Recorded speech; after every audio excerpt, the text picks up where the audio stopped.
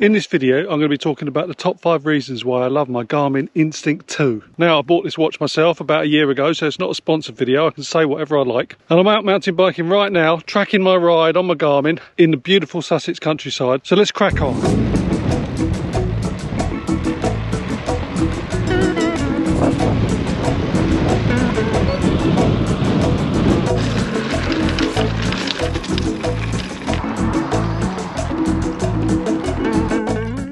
Well, reason one, this watch feels very rugged and durable. You really get the feeling that you could take it into any environment and it would be absolutely fine. Doesn't feel like you've got to treat it like an egg. I could take it off if I dropped it, which is unlikely. Why would it come off my wrist? But if I want to throw it away, I don't fear for it. I know I'm only throwing it on grass, but feels like it could handle any of the conditions I want to put it in. Extreme rain, cold, heat, no problem at all. Just feels solid and well built. Now, I don't have an Apple Watch, but I just wouldn't feel quite as confident handling one of them as handling one of these. This feels like it wants to be taken somewhere more extreme. Shame it's with me.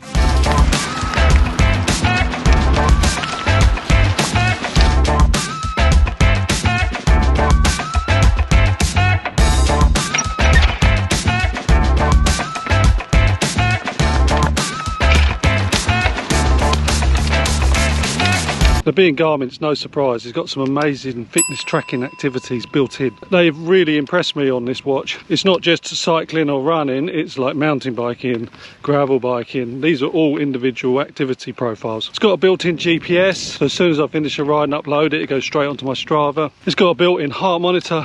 It's got VO2 max estimator for you and advice on recovery. Now, let me go talk to future Patrick. He's sitting at home now, and let's analyse the ride I've done today. As you can see, recorded on my Instinct 2S, and it gives you all the basic stuff like elevation and speed, heart rate, also flow. Flow measures how well you maintain your speed during a mountain bike ride, and something called grit. Grit measures the difficulty of a mountain bike ride. It takes into account factors such as speed of ascent, descent and angle of turns. So just giving you a little bit more detail. These are my base stats for the day. Maximum 108 BPM, 154 maximum heart rate, which is pretty high. Average speed, average moving speed, maximum speed.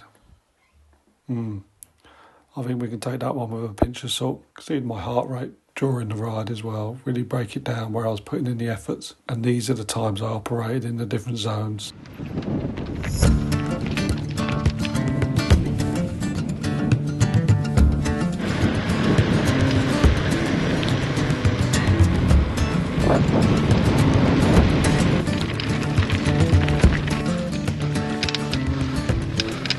It has a very impressive battery.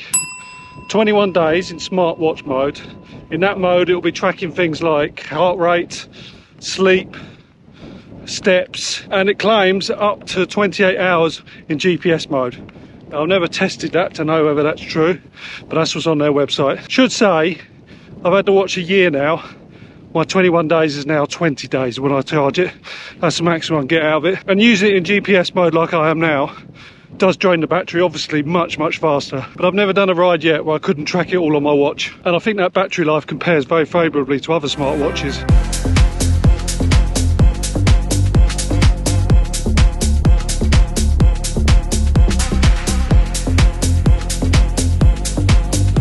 Beyond fitness tracking, the watch keeps an eye on your health as well. It monitors your heart rate, your sleep patterns, stress levels, and it even offers pulse ox data. What's that, I hear you ask? Let's drill down a little bit more on what data the watch is going to give you in smartwatch mode. So here we can see the sleep stats. We set it for maybe for the last 4 weeks. Gives you a score. You can also see how much you slept every night for these times. So yeah, you can see unlike my sleep consistency, break down whether it's good quality sleep. There's so many health stats here, it's hard to keep up. Your training readiness. So it gives you a good idea when you can train, when you can't. It even gives you a fitness age. 44, I'll take that. Your stress levels, floors climbed. I mean, there is just so much here. And this is just all collected as you live your life and just wear the watch, even when you're not doing any activities. The one I'm really interested in is how well I'm sleeping, and also an indication of how rested I am. These are the two ones I found the most useful.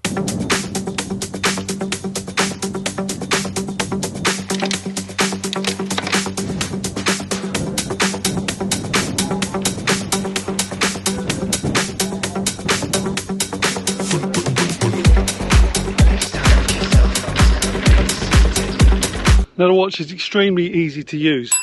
When I'm going on a ride, I just have to click a couple of buttons and it starts recording. There's a companion app that goes with Garmin. You just sync that with your phone every now and then, and that will update all the data onto the Garmin website and into Strava and other such places. Also it offers you smart notifications, so if you connect it to your phone, it will tell you when you get a text or a call.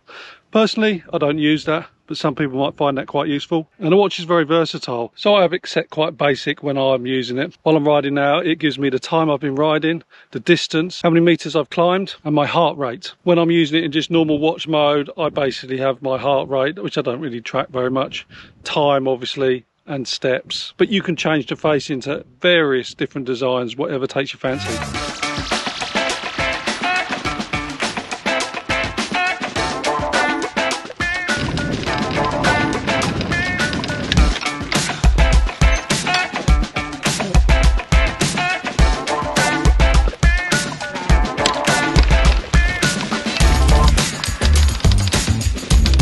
I have got very skinny wrists. I am quite skinny, or slim as I like to call it.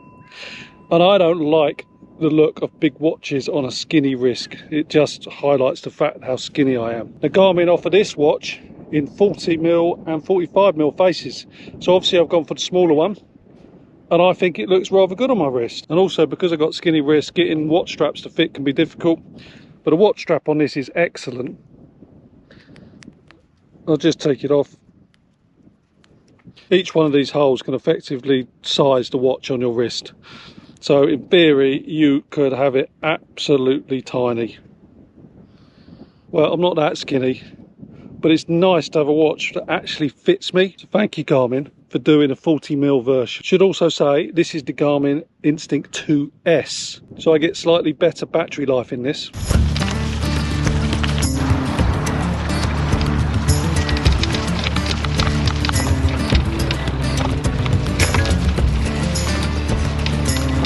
Well, there you have my 5 reasons why I'm loving my Garmin Instinct 2. Plus a bonus tip for the particular members of the audience who have got skinny wrists like me. Now, it's not an in-depth analysis of the functionality of the watch. There's plenty of people on YouTube who do that a lot better than me. And I do concede that having a smartwatch is kind of a luxury, especially if you've got a smartphone. So I'm not advocating that you need one to enjoy cycling. But I'm enjoying having it. But if you've got any comments about smartwatches or your experience with the Garmin Instinct 2S, please put them down below. And if you've enjoyed this, it'd be great if you like the video. And I will see you on the next one.